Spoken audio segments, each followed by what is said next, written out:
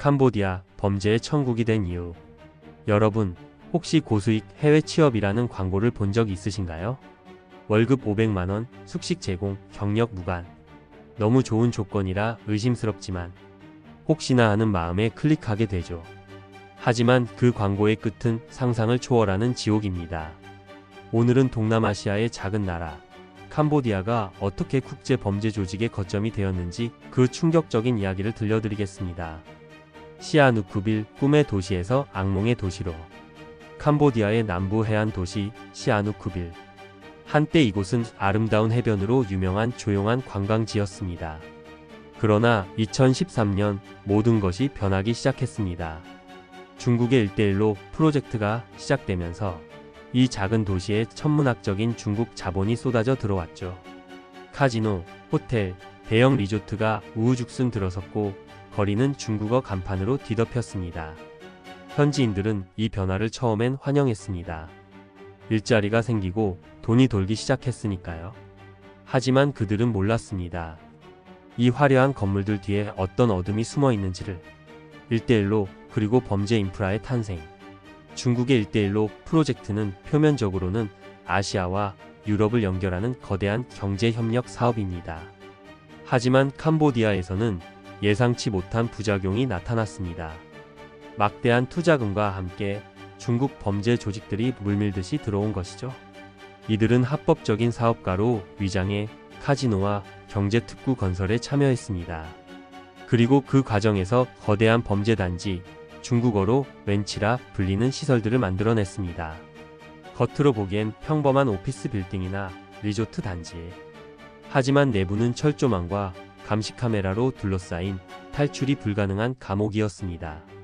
이곳에서 수천 명의 사람들이 강제로 사이버 범죄를 수행하게 됩니다. 1:1로가 만든 인프라가 범죄 인프라로 변질된 것입니다. 부패의 공식, 돈과 권력의 거래. 그렇다면 의문이 듭니다. 왜 캄보디아 정부는 이런 범죄를 막지 않았을까요? 답은 간단합니다. 그들도 공범이었으니까요. 국제투명성 기구가 발표하는 부패인식 지수에서 캄보디아는 항상 하위권을 차지합니다. 중국계 범죄 조직들은 이 약점을 정확히 파고들었습니다. 고위 관료들에게 뇌물을 건네고 군부와 경찰 고위층을 매수했습니다. 심지어 일부 범죄 단지의 실소 유주가 캄보디아 고위 공무원의 친인척이라는 증언도 나왔습니다. 결과는 경찰은 눈 감아주고 정치인은 보호해주고 범죄 조직은 마음껏 활동하는 완벽한 생태계가 완성된 것입니다. 피해자들이 아무리 도움을 요청해도 현지 경찰은 움직이지 않았습니다. 돈 앞에서 정의는 무력했습니다. 코로나19 그리고 범죄의 대전환. 2020년 전 세계를 강타한 코로나19 팬데믹. 캄보디아의 카지노들도 예외는 아니었습니다. 국경이 봉쇄되고 관광객 발길이 끊기자 카지노 수익은 급감했습니다. 보통의 사업자라면 문을 닫거나 위기를 견뎌냈겠죠. 하지만 범죄 조직들은 달랐습니다.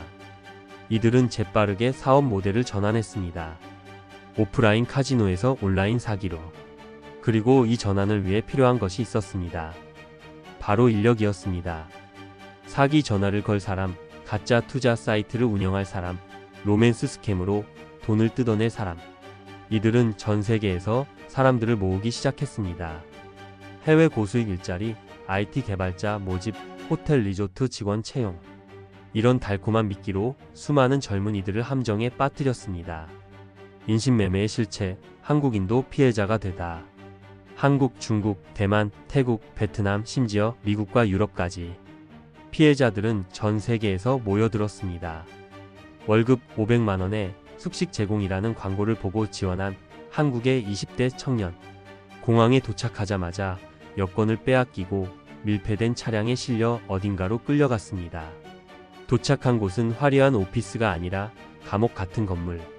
철창, 감시 카메라, 무장 경비원. 이곳에서 그들은 매일 10시간 이상 사기 전화를 걸어야 했습니다. 거부하면 폭행, 정기 고문, 심지어 장기 적출의 위협까지 받았습니다. 할당량을 채우지 못하면 매일 맞았어요. 도망치려다 잡힌 사람은 다리가 부러진 채 다시 일했습니다. 탈출에 성공한 한 피해자의 증언입니다. 이것은 21세기에 벌어지는 현대판 노예제였습니다. 사이버 범죄의 메카, 전 세계를 노리다. 이 범죄 단지에서 만들어지는 범죄는 상상을 초월합니다. 보이스피싱, 로맨스 스캠, 가상화폐 투자 사기, 도박 사이트 운영. 피해액만 연간 수조 원대에 달합니다. 한국의 한 60대 여성은 캄보디아 범죄 조직이 운영하는 로맨스 스캠에 속아 5억 원을 송금했습니다. 중국에서는 가짜 투자 앱으로 수백억 원대 피해가 발생했습니다. 이들은 고도로 조직화되어 있습니다. 데이터 분석팀, 심리 조작 전문가, IT 개발자, 그리고 강제 노동자들까지 마치 정상적인 회사처럼 부서가 나뉘어 있고 실적 관리 시스템도 있습니다. 단지 그들이 만드는 것이 제품이 아니라 범죄일 뿐입니다. 그리고 이 범죄는 국경을 넘어 전 세계 어디에나 도달합니다. 당신의 스마트폰에 걸려오는 그 전화가 지금 이 순간에도 캄보디아 어딘가에 감금된 사람이 억지로 거는 전화일 수 있습니다. 국제사회의 대응과 한계. 이 문제가 국제적으로 알려지면서 각국 정부와 유엔이 나서기 시작했습니다. 2023년 유엔은 캄보디아의 인신매매와 강제 노동 문제에 대해 심각한 우려를 표명했습니다. 한국 정부도 피해자 구출을 위해 캄보디아 정부와 협상을 진행했습니다. 일부 범죄 단지가 폐쇄되고 몇몇 피해자들이 구출되기도 했습니다. 하지만 근본적인 해결은 요원합니다. 범죄 조직들은 단속이 강화되면 다른 지역으로 이동할 뿐입니다. 캄보디아에서 라오스로, 미얀마로, 필리핀으로. 그리고 가장 큰 문제는 여전히 캄보디아 내부의 부패 구조입니다. 권력층과 범죄 조직의 유착이 끊어지지 않는 한, 이 범죄는 계속될 것입니다. 피해자들의 증언. 처음엔 정말 좋은 일자리인 줄 알았어요. 영어로 된 계약서에 사인하고 비행기 표도 회사에서 보내줬으니까요. 한국에서 구출된 한 피해자의 말입니다. 도착하자마자 분위기가 이상했어요. 공항에서 나온 순간 여권을 빼앗겼고 핸드폰도 압수당했습니다. 그때부터 6개월간 지옥이었습니다. 또 다른 피해자는 이렇게 말했습니다. 매일 할당량을 채워야 했어요. 한국 사람들에게 전화를 걸어서 경찰입니다 라고 속이고 돈을 보내라고 협박해야 했죠. 안 하면 맞았어요. 저도 피해자인데 저 때문에 누군가 피해를 입었다는 게 너무 괴로웠습니다. 이들 중 일부는 탈출에 성공했지만 많은 이들이 여전히 그곳에 갇혀 있습니다. 그들의 목소리는 지금도 들리지 않고 있습니다. 우리가 할 수 있는 것. 그렇다면 우리는 무엇을 할 수 있을까요? 첫째, 경각심을 가져야 합니다. 너무 좋은 조건의 해외 취업 광고는 의심해야 합니다. 둘째, 주변에 그런 제안을 받는 사람이 있다면 반드시 말려야 합니다. 셋째, 출처가 불분명한 전화나 메시지, SNS 투자 권유는 절대 믿지 마십시오. 넷째, 이미 피해를 입었거나 지인이 연락이 끊겼다면 즉시 신고해야 합니다. 외교부 영사콜센터, 국제형사경찰기구 인터폴, 현지 대사관에 연락하세요. 그리고 마지막으로 이 문제에 대한 관심을 가져주세요. 우리가 침묵하는 순간 더 많은 사람들이 그 지옥으로 끌려갑니다. 캄보디아의 범죄 단지 문제는 단순한 범죄 이야기가 아닙니다. 이것은 세계화의 어두운 그림자, 부패한 권력, 그리고 인간의 탐욕이 만들어낸 비극입니다. 화려한 개발의 이면에는 항상 희생자가 있습니다.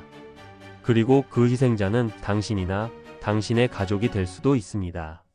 절대 잊지 마세요. 세상에 공짜는 없고 너무 달콤한 제안 뒤에는 언제나 함정이 있다는 것을. 오늘 영상이 도움이 되셨다면 구독과 좋아요, 알림 설정 부탁드립니다. 감사합니다.